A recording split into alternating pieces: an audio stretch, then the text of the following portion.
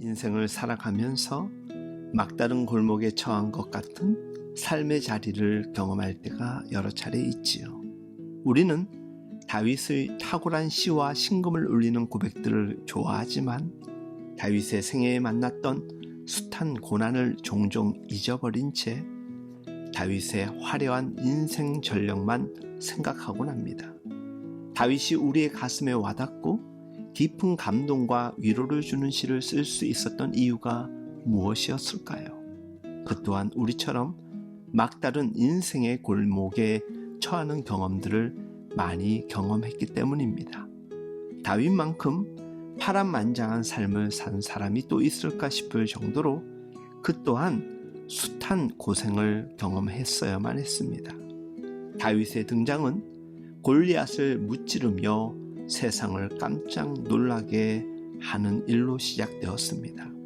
그 이후로 연전연승하면서 사울은 천천, 다윗은 만만이라는 사울을 능가하는 평가를 받았을 때 그의 인생은 절정에 이르게 되지요.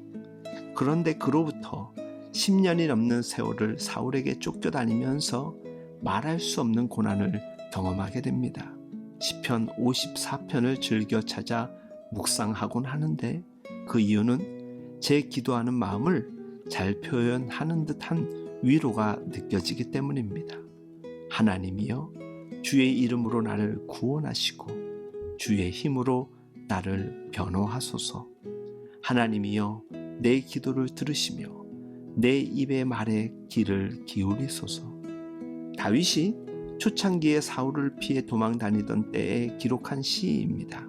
그는 사울을 피해 그일라로 도망갔다가 그일라에 블레셋 사람들이 쳐들어와서 동족을 괴롭히는 것을 보고 구해줍니다. 거기 계속 머물러 있으면 사울에게 발각될까봐 옆의 10항무지로 도망갔는데 그를 기다리는 것은 예기치 않았던 10사람들의 고발이었습니다. 다윗은 사울을 피해 화급히 도망치게 되었고 풍전등화와 같은 큰 위기 상황에서 이 시가 지어진 것입니다. 우리는 종종 앞뒤가 다 막힌 고통을 경험할 때 다 죽었다, 나만큼 불행한 사람이 또 있을까 생각하곤 합니다. 그런데 다윗의 많은 시들이 그럴 때 쓰여졌다는 것을 절대로 잊어서는 안 됩니다. 그런 의미에서 하나님이 사랑하시는 자녀에게 고난을 주심은 절대로 고난 자체로서의 목적을 갖는 것이 아닙니다. 다윗처럼 정금 같은 신앙 고백을 쏟아내 영혼들을 위로하고 연단해 가시는 하나님의 긍휼과 자비가 그 고난 안에 들어 있습니다. 다윗은 원치 않는 진퇴양난의 시련을 겪을 때마다 어떻게 그가 헤쳐나갔을까? 그의 기도 가운데 고백이 잘 담겨져 있습니다. 다윗은 늘 하나님을 먼저 부릅니다. 오늘 제가 여러분들에게 소개하는 시편 54편 1절 2절의 말씀이 그렇습니다. 하나님이여, 주의 이름으로, 하나님이여, 내 기도를 들으시며. 주 안에서 사랑하는 여러분, 힘들고 어렵고 지칠 때, 특별히 삶의 코너로 몰려지는 상황에서 주님의 이름을 찾는다라는 것이 쉬워 보이고 정답 같아 보이지만 실제 우리는 문제를 만나면 그분의 이름을 부르기보다는 원망과 불평하기 일쑤입니다. 스스로 낙심과 좌절에 빠지며 내가 이렇게 보잘것없는 사람이구나 하고 자기를 들여다보게 됩니다. 그리고 하나님께서 나를 이런 지경에 두신 것은 다른 사람과 달리 나를 사랑치 않으심이야 하고 의심하기도 하고 때때로 그런 자리에서 뭔가 속은 것 같은 불신앙의 아픔도 겪곤 합니다.